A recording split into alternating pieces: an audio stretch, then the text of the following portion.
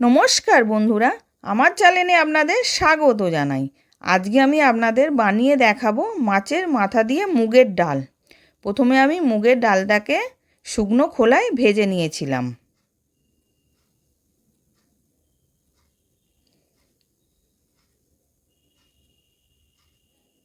এবার ভাজা হয়ে গেছে, ধুয়ে আমি কুকারে হলুদ জল দিয়ে একটা সিটি দিয়ে নাবিয়ে রেখে দিলাম।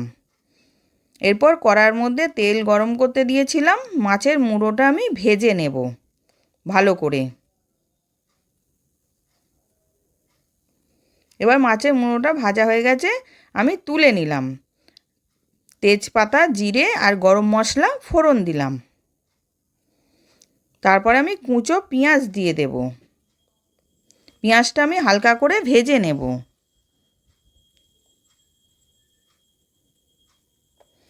ভাজা হয়ে গেছে, এবার আদা রসুন পেস্ট দিলাম, দিয়ে ভালো করে কষিয়ে নেব যাতে কাঁচা গন্ধটা চলে যায়।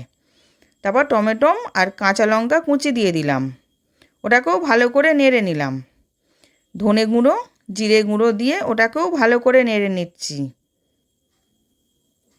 স্বাদ মতো নুন দিয়ে দিলাম, দিয়ে ভালো করে কষিয়ে নিচ্ছি। এবার মাছের মাথাটা দিয়েও ভালো করে কষিয়ে নেব।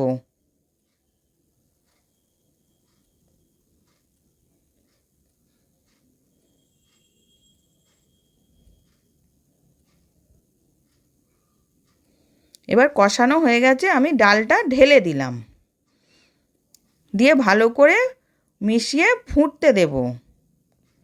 এবার ভালো করে ফুটে গেছে, আমি স্বাদ মতন একটুখানি চিনি দিয়ে দিলাম, 1 চামচ ঘি দিয়ে দিলাম, আর একটুখানি গরম মশলা দিয়ে দিলাম, দিয়ে এবার নাবিয়ে নেব। এবার নাবিয়ে নিয়েছি। আশা করছি আজকের ভিডিওটা আপনাদের ভালো লেগেছে। আমি আবার হাজির হব আর এক নতুন রেসিপির সাথে।